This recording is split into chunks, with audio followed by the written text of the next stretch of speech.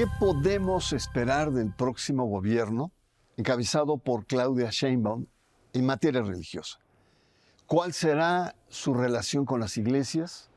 ¿Cómo manejará la postura crítica de la Iglesia Católica? ¿Cómo será la relación con el Vaticano? ¿Qué esperar de Claudia Sheinbaum en materia religiosa? Es el tema aquí en Sacro y Profano. Claudia Sheinbaum será la primera mujer presidenta de este país. Ganó las elecciones presidenciales con la más alta votación, cerca de 36 millones de votos. Claudia Sheinbaum Pardo nació el 24 de junio de 1962 en la Ciudad de México, en el seno de una familia judía secular de origen lituano y búlgaro. Su padre, Carlos Sheinbaum, formaba parte de la comunidad judía askenazi originaria de Lituania, que llegó a México en la década de 1920. La madre de Claudia procede de una familia de judíos sefardíes búlgaros asimilados que llegaron a México en los años 40. Sus padres fueron activistas de la izquierda mexicana. Durante la década de los 60, participaron en protestas, movimientos obreros y estudiantiles. Durante su campaña sostuvo la importancia del Estado laico y de la libertad religiosa. Mostró su admiración por el pensamiento social y humanista del Papa Francisco, a quien visitó en el periodo de intercampañas de febrero de 2024. Firmó bajo protesta un documento sobre la paz elaborado por la Iglesia Católica, por no estar de acuerdo con la fundamentación del mismo. Claudia Sheinbaum fue muy criticada por la derecha católica por haber usado la estampa de la Virgen de Guadalupe en su falda.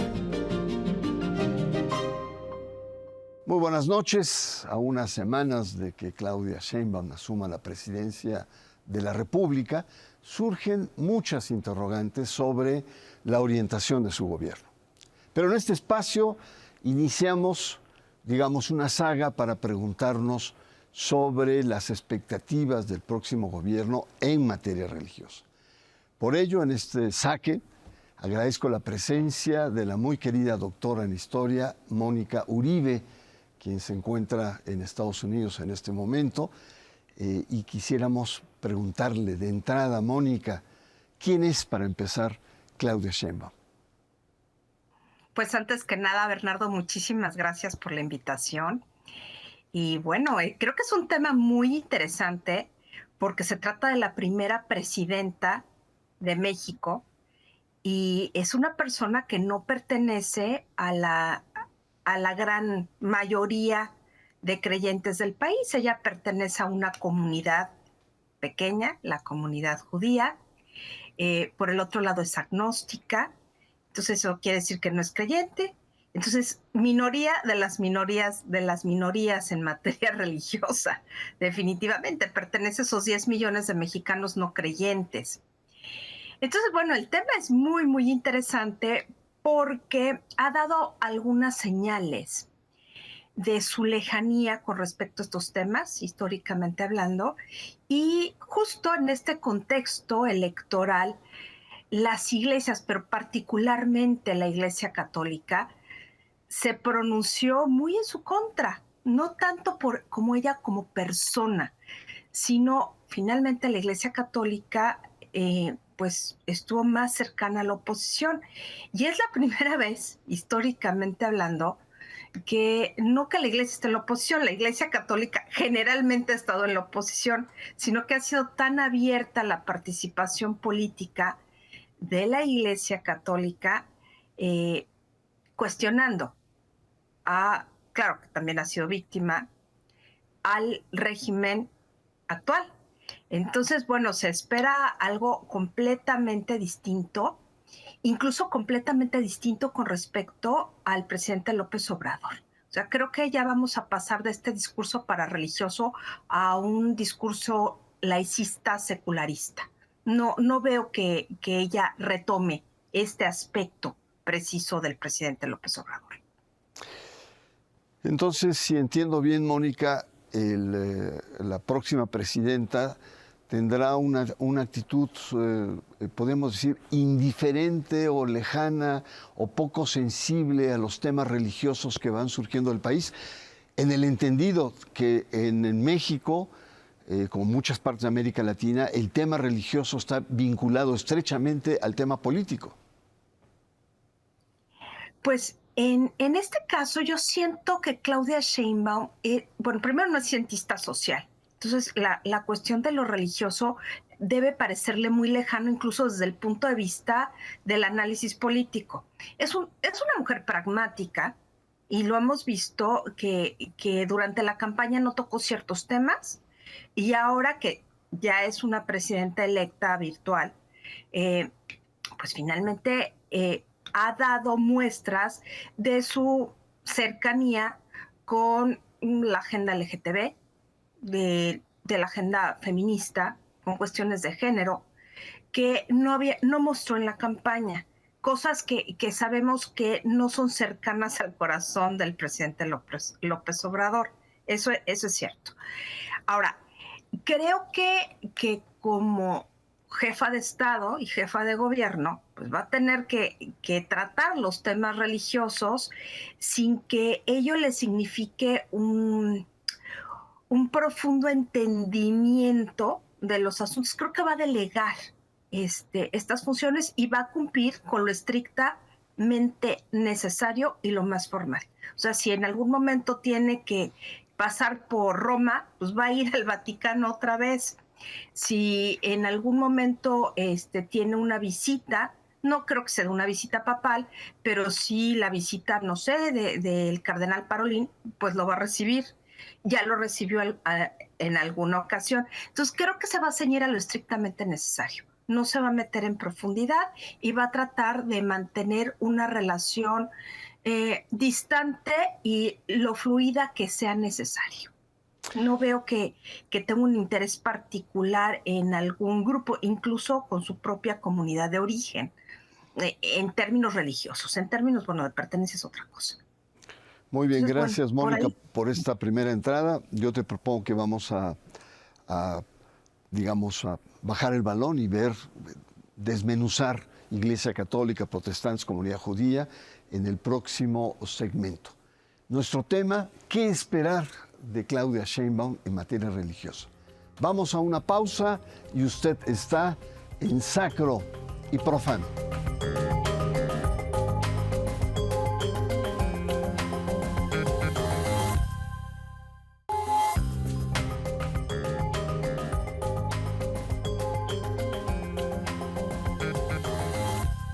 Conversamos con la doctora Mónica Uribe. Nuestro tema es ¿qué esperar de Claudia Sheinbaum en materia religiosa en los próximos años?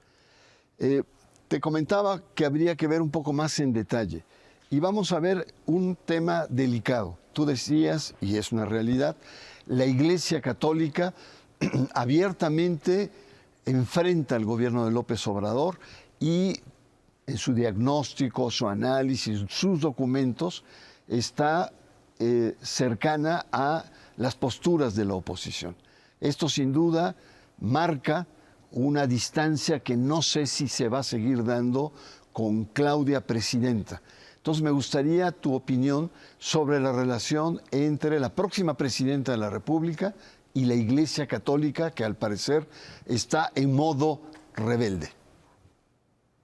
Yo creo que va a ser una relación distante, naturalmente distante. Primero, porque Claudia no, insisto, no es una persona que tenga una sensibilidad particular, ni está empapada en la visión del catolicismo, la visión social del catolicismo. Entonces, muchas cosas le van a parecer como una transgresión a la laicidad, cuando en realidad responde a la doctrina social de la Iglesia. Ese es un punto que está como muy en el aire, pero hay que tomar en consideración. Por el otro lado, sí, en esta ocasión, sobre todo por la posición que asumió Claudia frente al diálogo por la paz y la firma de los acuerdos, hay una desconfianza por parte de no solamente la jerarquía católica, ojo, aquí sí es generalizado. O sea, creo que si algún grupo está muy, pues, sentido, enfadado y con razón, es la Compañía de Jesús. que originalmente los religiosos y particularmente la compañía habían tenido una relación más o menos fluida con López Obrador, pero después de los hechos de Cerocahui esta relación se cortó. Sobre todo porque muchos te refieres al asesinato de los jesuitas en la Tarahumara? Efectivamente. A partir de ahí se radicalizó los jesuitas y también el episcopado. Y también la iglesia. O sea, en general, religiosos y seculares, o sea, la iglesia en su conjunto vio con mucha desafección al gobierno de López Obrador y por supuesto esto explica la distancia que le pusieron a Claudia Sheinbaum, porque ahí sí fue un voto de castigo o una posición de castigo al régimen. Entonces no creo que vaya a ser muy buena ni muy fluida. Y respecto a las iglesias evangélicas en México, que hace cerca de 4 o 5 años hablaba de un boom, de un crecimiento, de una presencia política, incluso hubo 2 intentos de crear un partido político evangélico. ¿Cómo ubicas la postura de la próxima presidenta de la República, Claudia Sheinbaum, frente a, sobre todo, los movimientos pente y neopentecostales? Yo creo que es muy refractaria ella naturalmente, porque ella viene del movimiento estudiantil, viene de la izquierda. Entonces estos grupos que están muy identificados con valores de derecha y algunos de ultraderecha, pues no son lo suyo. Entonces no creo que vaya a tener una relación muy fluida tampoco con estos grupos, porque la Iglesia Católica es un mosaico que tiene muchas posiciones al interior y habrá alguna parte, algunos grupos dentro de la Iglesia que no estén tan en contra del actual gobierno. A lo mejor no lo aceptan del todo, pero igual no la ven tan mal, aunque no creo que la ven muy bien, pero bueno. Pero en el caso de los evangélicos, las posiciones de Claudia con respecto a género, pues sexualidad, políticas reproductivas, salud reproductiva y todo este tipo de cosas no van a ser muy afines. Oye, entonces, pero déjame preguntarte, porque los evangélicos, hay grupos, Confraternice, por ejemplo, y varios grupos, que ya están enquistados en la estructura de gobierno actual, ¿no? Entonces están adentro, participan en diferentes áreas, hay altos miembros que forman parte de la estructura, sobre todo la estructura externa. O sea, los tiene adentro. Pero, a ver, ahí yo te diría que Confraternice es un cascarón muy vistoso, pero bastante vacío. O sea, sí hay gente relacionada con el pastor Farela que están dentro del gobierno y son parte de Morena, pero esto no quiere decir que el grueso de la población u otros liderazgos estén realmente con Claudia. Están con López Obrador, pero no necesariamente con Claudia.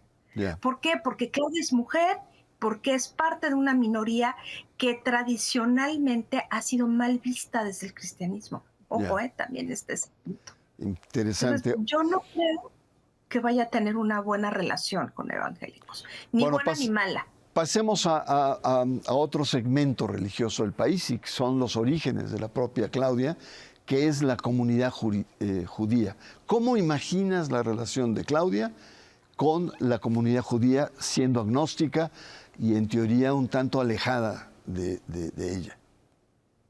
Bueno, en principio ella pertenece a 2 comunidades. Por parte de la madre viene de la comunidad sefaradí y por parte del padre de la Ashkenazi lituana, que son 2 comunidades completamente distintas y con lógicas completamente distintas. Entonces, los padres se separan. Yo me imagino que siendo Claudia muy pequeña, pues había una relación con los abuelos. Ella se debió haber criado con sus abuelos y debió haber participado de todas las fiestas, del Shabbat, Sukkot, de Pesaj y todas las fiestas de la comunidad judía, incluso del Yom Kippur. Pero yo creo que los padres se fueron alejando de la comunidad incluso porque vivían lejos de la comunidad. O sea, el padre no buscó crear el grupo de 10 y tener una sinagoga en el sur de la ciudad. Al parecer ellos vivieron en el sur de la ciudad y tengo entendido que Claudia y sus hermanos estudiaron en colegios laicos. privados y laicos. Luego me parece que ella estudió en el CCH, una cosa así, una de las prepas de la UNAM. Y bueno, el caso es que no hubo un contacto más, no un contacto ritual, sino un contacto familiar. Entonces, la impresión que yo tengo es que hay un aprecio de Claudia a sus orígenes, pero no necesariamente a la parte religiosa. Ahora, tengo entendido que la comunidad judía no la ve del todo bien, ni ella ni su familia, porque se secularizaron mucho. De hecho, Claudia se ha casado 2 veces y con 2 gentiles. Entonces, y no ha seguido todas las tradiciones familiares o las tradiciones religiosas de su familia. Entonces, parece que la relación es lejana en cuanto a lo comunitario y cercana en cuanto a lo familiar. Ahora, en términos de política internacional, Mónica, pues también está el tema de Israel y el comportamiento internacional que tiene frente a los palestinos y frente a la política o la geopolítica internacional. También debe ser un elemento que debe influir, ¿no te parece? Yo me imagino que sí, que ella asumirá una postura cercana a Israel, o sea, sería lo natural, y crítica del mundo árabe en tanto esta falta de secularización, porque ella, bueno, ella es completamente secularizada. Entonces, algo como el Islam, donde lo político y lo religioso están imbricados, para Claudia es no solamente ajeno, es contrario a lo que ella cree. Y bueno, para Occidente, pues sí, también nos resulta muy fuerte pensar que la parte religiosa rige la parte civil, que es lo que tenemos en Irán, lo que tenemos en Afganistán y casi todos los países de confesión musulmana. Ahora que estamos en la parte internacional, Mónica, brevemente para terminar este segmento, el Papa, la visita que hizo, porque hubo un momento en que hubo una especie de guerra casi religiosa en la campaña, en la que Claudia, de manera, entre paréntesis, sorpresiva, visita al Papa y declara que lo admira por su pensamiento humanista, por su pensamiento social. ¿Cómo crees que sea la relación o cómo ubica la relación entre, aquí ya no solamente Claudia, sino México y el Vaticano? La relación con el Vaticano va a estar bien, va a ser fluida dentro de los cauces de una relación diplomática correcta. Yo creo que ahí, independientemente de la utilización política y la instrumentalización de esa visita por parte de las 2 candidatas, porque hay una instrumentalización,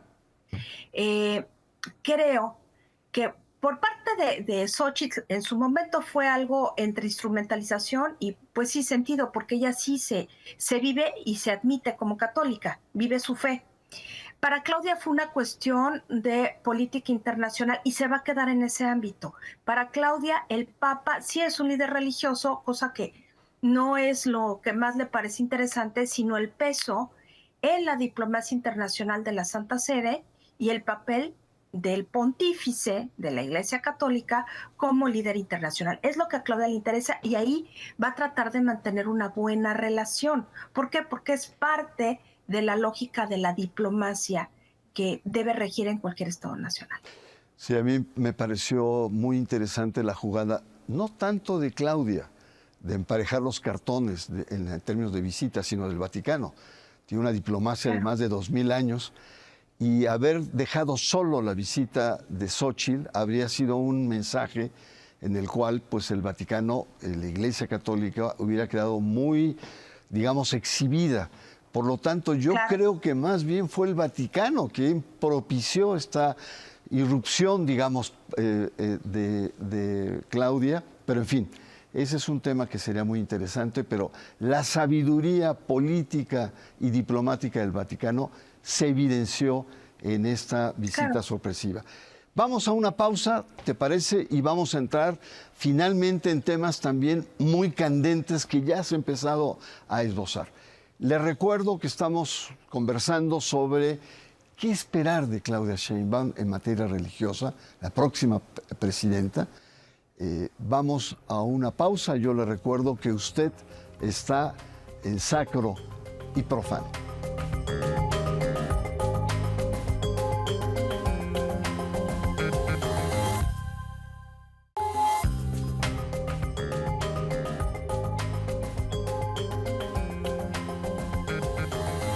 Continuamos, estamos en un tema de mucha actualidad y es cómo va a abordar la próxima presidenta Sheinbaum la relación con las iglesias, su perspectiva histórica y elementos que van a estar ahí presentes, son religiosos pero también políticos. Estamos conversando con la doctora Mónica Uribe y la pregunta concreta, Mónica, es cómo va a convivir, tú ya lo señalabas en el primer segmento, con iglesias conservadoras, incluyendo la católica, con grupos muy conservadores, los temas de género, diversidad sexual, aborto, salud reproductiva y objeción de conciencia.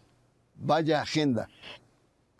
Sí, es una agenda fuerte porque en todos estos temas todas las iglesias están de acuerdo, todas las asociaciones religiosas están de acuerdo, porque pues ninguno está en favor del aborto, así que se sepa, pues no, ¿verdad?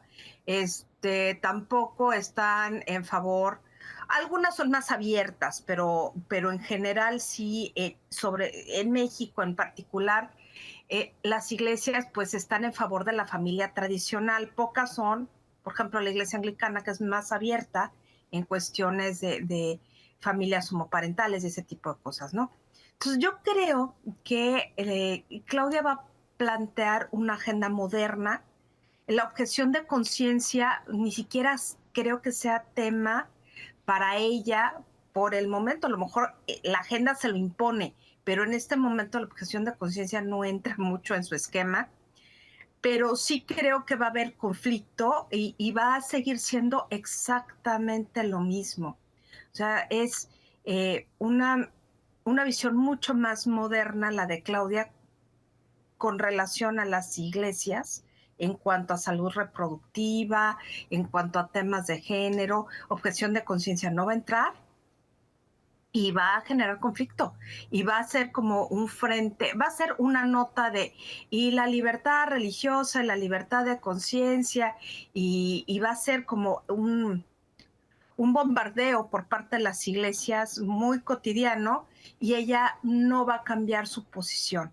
Simple y sencillamente quizá prohíbe o permita que haya cambios legales, una mayor legalización a nivel estatal de la legalización o del aborto, por ejemplo. Creo que eso va a suceder, pero eso también depende de los gobiernos estatales y de las condiciones locales. Entonces creo que la situación va a quedar más o menos así, a diferencia de lo que ocurrió con López Obrador, que claramente sí no quiere ver nada de estos temas. Y sobre todo, Mónica, cuando los congresos de casi todos los estados son de Morena. Entonces ahí va a tener una perspectiva distinta, porque cualquier cambio constitucional necesita del apoyo de las legislaturas locales, mitad más uno, y entonces ahí podría en ese tipo de materia podría entrar.